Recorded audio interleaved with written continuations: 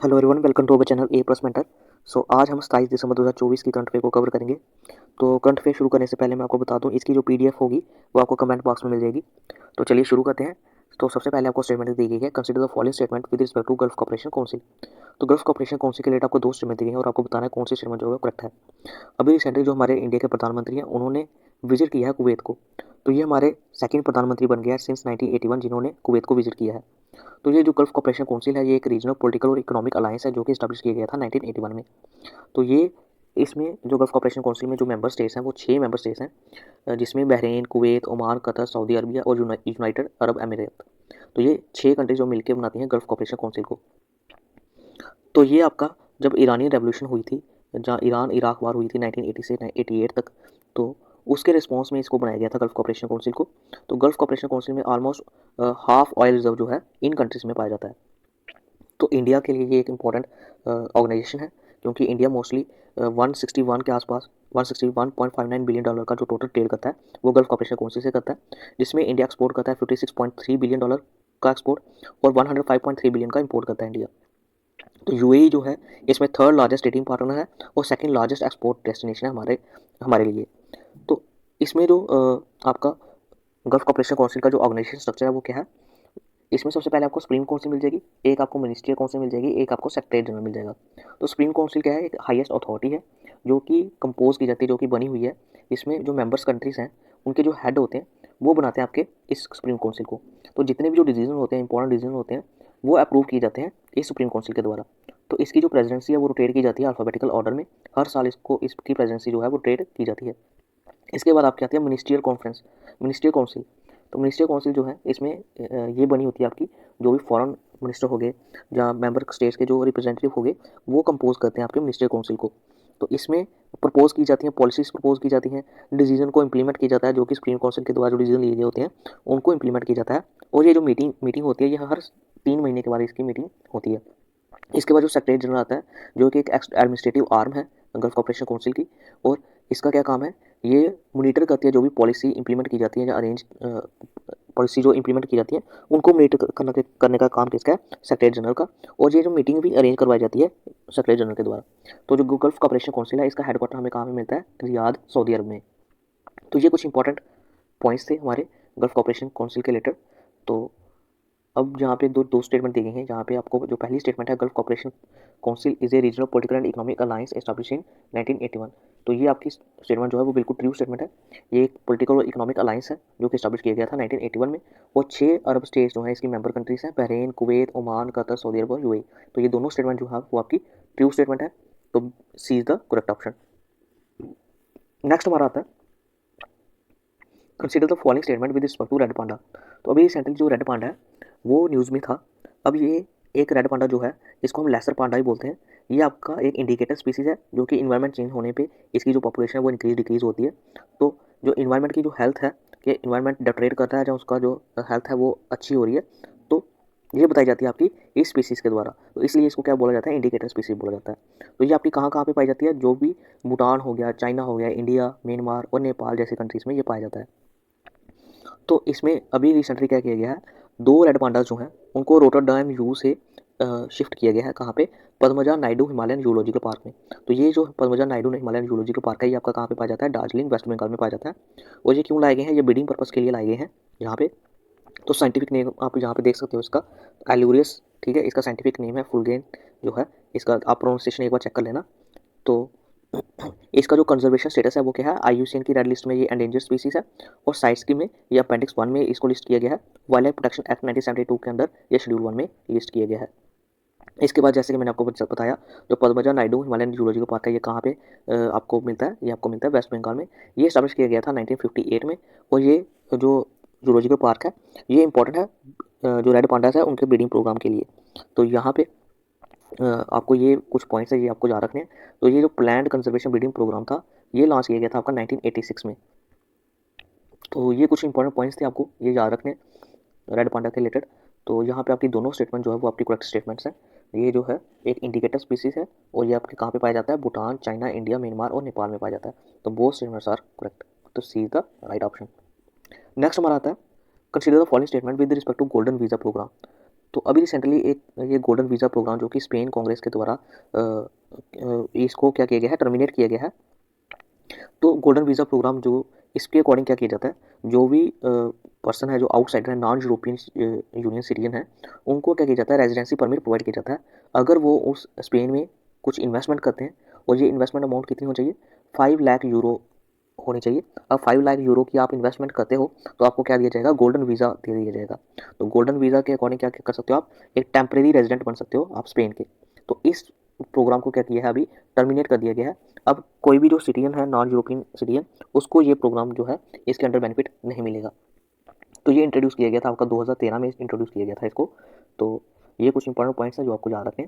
तो यहाँ पे जो पहली स्टेटमेंट दी गई है वो क्या दी गई है, Spain Congress has approve the termination of the controversial golden visa program. तो ये स्टेटमेंट आपकी बिल्कुल ट्रू स्टेटमेंट है। तो it was introduced in 2003 allowing non European Union citizen to obtain residency permit by investing a minimum of 5 lakh euro in Spanish real estate. तो ये statement आपकी false statement है, क्योंकि ये इंट्रोड्यूस किया गया था 2013 में। तो ये स्टेटमेंट जो है फॉल्स है। तो इसका सही आंसर क्या रहेगा, 1 ओनली। नेक्स्ट हमारा आता है, consider the following statement with respect to Kilauea volcano. तो अभी रिसेंटली जो है ये वोल्केनो है, ये इरप्ट किया गया है। तो ये एक यंगेस्ट और most active Hawaiian shield volcano है, जो कि बार बार जो इरप्ट करता है, एक्टिव वोल्केनो है ये। तो ये आपको कहाँ पे मिलेगा, हवाई जो आइलैंड है वहाँ पे आपको ये वोल्केनो है जो आपको देखने को मिलेगा। तो अब जो हम इंपॉर्टेंट जो वोल्केनो है इंडिया के वो पढ़ लेते हैं। बैरन आइलैंड जो कि आपका कहाँ पे है, इंडिया का सिर्फ एक ही एक्टिव वोल्केनो है जो आपको कहाँ पे मिलता है, अंडमान आइलैंड पे मिलता है। इसके बाद एक नारकोंडम जो वोल्केनो है, जो कि डोरमेंट वोल्केनो है, ये भी आपको कहाँ पे मिलता है, अंडमान आइलैंड पे मिलता है। तो एक मड वोल्केनो बोला जाता है, ये किसको बोला जाता है, बारातंग को बोला जाता है। ये भी आपको कहाँ पे मिलेगा, अंडमान आइलैंड पे मिलेगा। तो इसके बाद दीनोदार हिल्स, जहाँ पे आपको क्या मिलेगा, एक्सटिंक्ट वोल्केनो मिलेंगे, ये गुजरात में पाया जाता है। और इसके बाद दोसी हिल जो कि हरियाणा में पाया जाता है। तो ये एक एंशियंट वोल्केनिक साइट है। तो ये कुछ इंपॉर्टेंट पॉइंट्स आपके वोल्केनो के रिलेटेड जो आपको याद रखने हैं इंडिया के रिलेटेड। तो शील्ड वोल्केनोज क्या होते हैं, शील्ड वोल्केनो ऐसे वोल्केनोज होते हैं जैसे फॉर एग्जाम्पल इनकी जो स्लोप होती है वो बड़ी जेंटल स्लोप होती है इस तरह। तो उसकी वजह से क्या होता है, अब ये शील्ड वोल्केनो की जेंटल स्लोप क्यों है, क्योंकि ये इतने अग्रेसिव नहीं होते। ये जो वोल्केनोज होते हैं ये इतने अग्रेसिव नहीं होते। इसमें जो लावा है वो क्या करता है, रनी लावा होता है, इसमें विस्कोसिटी इसकी कम होती है। तो ये दूर तक जो है वो फ्लो करता है, तो जिसकी वजह से हमें इस शेप का जो है वोल्केनो देखने को मिलता है। तो ये एक बसाल्टिक लावा होता है, इसमें हाई टेम्परेचर मिलेगा आपको। और आपको इसके ये आप इस फिगर में देख सकते हो, जैसे कि सिलिका का जो कंटेंट होगा वो कम होगा इसमें। तो ये फिगर देख सकते हो आप, ये शील्ड वोल्केनो की फिगर है। तो इसमें जो आपको देख सकते हो यहाँ पे जो स्लोप है वो क्या है, बड़ी जेंटल स्लोप है। तो इसकी जो एग्जांपल्स हैं, माउंट किया हो गया, मोना लोआ हो गया, किलुया हो गया, ये सारी शील्ड वोल्केनो की एग्जांपल्स हैं। तो ये आपको याद रखना है। तो इसमें जो पहली स्टेटमेंट है, youngest and it is the youngest and most active Hawaiian shield volcano renowned for frequent eruptions. तो ये स्टेटमेंट जो है आपकी बिल्कुल करेक्ट स्टेटमेंट है। It is located in southern part of Hawaii's big island within Hawaii volcano national park USA. तो ये भी स्टेटमेंट आपकी ट्रू स्टेटमेंट है। तो C is the correct option. Next हमारा आता है, consider the following statement with respect to प्रधानमंत्री राष्ट्रीय बाल पुरस्कार। तो अभी रिसेंटली जो हमारे जो प्रेसिडेंट हैं द्रौपदी मुर्मू जी, उनके द्वारा 17 प्रधानमंत्री राष्ट्रीय बाल पुरस्कार जो है वो दिए गए हैं। तो जो प्रधानमंत्री राष्ट्रीय बाल पुरस्कार जो है ये हाईएस्ट सिविलियन ऑनर है बच्चों के लिए। तो जो 5 से लेकर 18 साल के बच्चे होते हैं उनको ये दिया जाता है। तो ये जो अवार्ड दिया जाता है ये 7 कैटेगरीज में दिया जाता है। तो 7 कैटेगरी कौन कौन सी होगी, जैसे for example art and culture हो गया, ब्रेवरी हो गई, इनोवेशन हो गया, science and technology, social services, sports, environment. In 7 categories में ये अवार्ड जो है वो दिया जाता है। तो इसमें जो एलिजिबिलिटी, ये जो अवार्ड है ये ऑर्गेनाइज किया गया हमारा किसके द्वारा, ministry of women and child development के द्वारा जो है इसको ऑर्गेनाइज किया गया है। तो इसमें जो बच्चों की एलिजिबिलिटी है वो क्या होनी चाहिए, सबसे पहले वो इंडियन सिटीजन होना चाहिए बच्चा, 5 से लेकर 18 साल तक की उम्र होनी चाहिए। और इसके बाद जो भी उसने कारनामा किया है, जो कोई अचीवमेंट किया है या एक्ट किया गया है, वो आपका नॉमिनेशन से 2 साल के अंदर अंदर जो है वो किया होना चाहिए वो एक्ट। तो ये जो नंबर ऑफ अवार्ड दिए जाते हैं इसकी जो मैक्सिमम लिमिट है वो कितनी है, 25 है। जबकि इसकी मैक्सिमम लिमिट को बढ़ाया भी जा सकता है नेशनल सिलेक्शन कमेटी के द्वारा। तो हर अवार्डी को क्या क्या मिलता है, एक मेडल मिलता है, एक सर्टिफिकेट मिलता है, एक साइटेशन बुकलेट मिलती है। तो ये कुछ इंपॉर्टेंट पॉइंट थे। तो इस बार जो है कितने बाल पुरस्कार दिए जा रहे हैं, 17 बाल पुरस्कार दिए जाते हैं दिए जा रहे हैं। तो यहाँ पे जो पहली स्टेटमेंट है, it is the second highest civilian honour. तो ये स्टेटमेंट आपकी फर्स्ट स्टेटमेंट है, ये हाईएस्ट सिविलियन ऑनर होता है बच्चों के लिए। It is award annually to children for exceptional achievement in 4 category. तो 4 कैटेगरी में दिया जाता है, 7 कैटेगरी में दिया जाता है। तो ये आपकी स्टेटमेंट जो है दोनों फॉल्स स्टेटमेंट है, तो इसका आंसर क्या है, डी, नाइदर 1 नॉर 2। नेक्स्ट हमारा आता है on which date is good governance day celebrated to honour the birth anniversary of Atal Bihari Vajpayee ji. तो अटल बिहारी वाजपेयी जी की जो बर्थ एनिवर्सरी है उसको सेलिब्रेट किया जाता है। तो अभी हमने 100th बर्थ एनिवर्सरी जो है अटल बिहारी वाजपेयी जी की को सेलिब्रेट किया है। तो ये किस दिन किया गया है, 25 दिसंबर को इसको सेलिब्रेट किया गया। तो इस बार की जो थीम है गुड गवर्नेंस डे की वो क्या है, India's path to a Viksit Bharat empowering citizen through good governance and digitalisation. तो ये आपको थीम जो है आपको याद रखनी है। नेक्स्ट आता है which country is the dodo flightless bird native to. तो जो डोडो फ्लाइलेस बर्ड है जो कि 17th सेंचुरी में ये जो बर्ड है ये एक्सटिंक्ट हो गया था। तो ये बर्ड जो है फ्लाइलेस बर्ड जो डोडो, ये किस कंट्री का नेटिव है। तो ये आपकी कौन सी कंट्री का नेटिव है, ये है नेटिव टू मॉरिशियस। तो अभी रिसेंटली जो हमारे कश्मीर है वहाँ पे पेपर मैशे के द्वारा इसकी जो इमेज है उसको क्राफ्ट किया गया है कश्मीर में। तो उन्होंने मैसेज देने की कोशिश की है इस क्राफ्ट के थ्रू कि जो इन्वायरमेंट सेफ्टी के लिए, इन्वायरमेंट प्रोटेक्शन के लिए जो है इस बर्ड को जो है उसको डिज़ाइन किया गया उनके लिए, उनके द्वारा। कश्मीर जो पेपर मैशे बना करते हैं, पेपर मैशे क्राफ्ट है कश्मीर की, तो ये आपको याद रखना है। तो आप इस बर्ड को देख सकते हो इस फिगर में, ये बर्ड है। तो ये क्राफ्ट किया गया है आपका कश्मीरी जो क्राफ्टमैन है उनके द्वारा। तो ये जो स्पीसीज है ये एक्सटिंक्ट हुई थी हमारी 1681 में। तो ओवर हंटिंग की वजह से और हैबिटेट जो है इसका डिस्ट्रॉय हो गया था, उसकी वजह से जो बर्ड है ये एक्सटिंक्ट हो गया था। तो इसमें आपको यही याद रखना है। तो ये स्पीसी जो है हमारी किसके नेटिव थी, किस कंट्री के नेटिव थी, मॉरिशस के। नेक्स्ट हमारे आती है which country recently declare it's first ever Marburg virus disease outbreak officially over after 42 days without new cases. तो अभी रिसेंटली जो मार्बर्ग वायरस डिजीज़ है उसका जो कौन सी कंट्री है जिसमें ये जो केसेस हैं अभी तक 42 डेज़ हो गए, वहाँ पे ये कोई भी केस देखने को नहीं मिला है उस कंट्री में। तो ये कौन सी कंट्री हमारी, ये कंट्री है रवांडा। तो रवांडा में पिछले 42 दिन से हमें कोई भी केस जो है वो मार्बर्ग वायरस डिजीज़ का वो देखने को नहीं मिला है। तो ये एक पहली कंट्री बन गई है, इसलिए ये ज़्यादा इंपॉर्टेंट बन जाती है आपकी एग्ज़ाम के ओरिएंटेड एग्ज़ाम के लिए। तो जो MVD है एक ऑफर फैटल हेमरेजिक फीवर है, जो कि इसका अभी तक कोई भी वैक्सीन जो है या ट्रीटमेंट जो है वो अवेलेबल नहीं है। तो इसमें इसकी जो हिस्ट्री है, जो ओरिजिन है वो क्या है, ये सबसे पहले आइडेंटिफाई किया गया था 1967 में। और ये कहाँ पे, मार्बर्ग सिटी है जो कि एक जर्मन सिटी है, तो इसलिए इसका नाम भी मार्बर्ग वायरस डिजीज़ पड़ा हुआ है। तो ये आइडेंटिफाई की गई थी कब, 1967 में आइडेंटिफाई की गई थी। तो ये मोस्टली हमें आउटब्रेक कहाँ पे मिला है, टैंजानिया, युगांडा, अंगोला, गाना, कीनिया और जिम्बाब्वे जैसी कंट्री में इसका जो है हमें आउटब्रेक देखने को मिला है।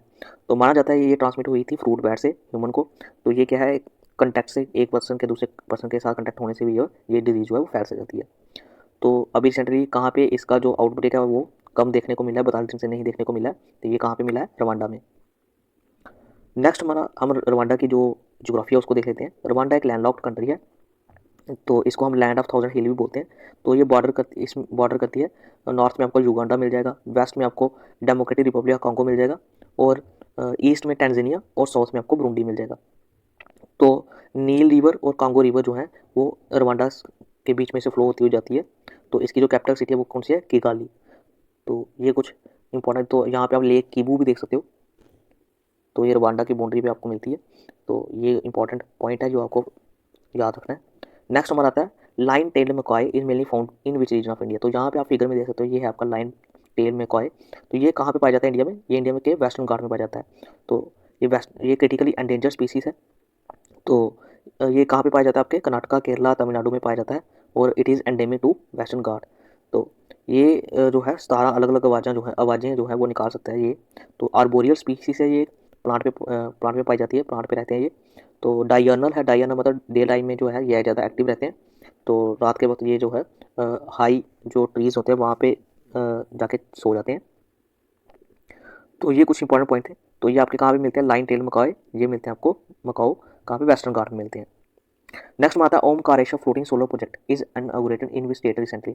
तो ओमकारेश्वर जो फ्लोटिंग सोलर प्रोजेक्ट है ये कहाँ पे इनॉग्रेट किया गया है, ये आपका किया गया है मध्य प्रदेश में। तो मध्य प्रदेश में अभी रिसेंटली जो खांडवा डिस्ट्रिक्ट है वहाँ पे खांडवा जो जगह है वहाँ पे आपको ये इसको इनॉग्रेट किया गया है हमारे प्रधानमंत्री जी के द्वारा। तो इसमें इसके साथ साथ क्या होगा, वाटर को भी कंजर्व, जो इवेपोरेशन है उसको रिड्यूस किया जा सकता है, और पानी को कंजर्व किया जा सकता है।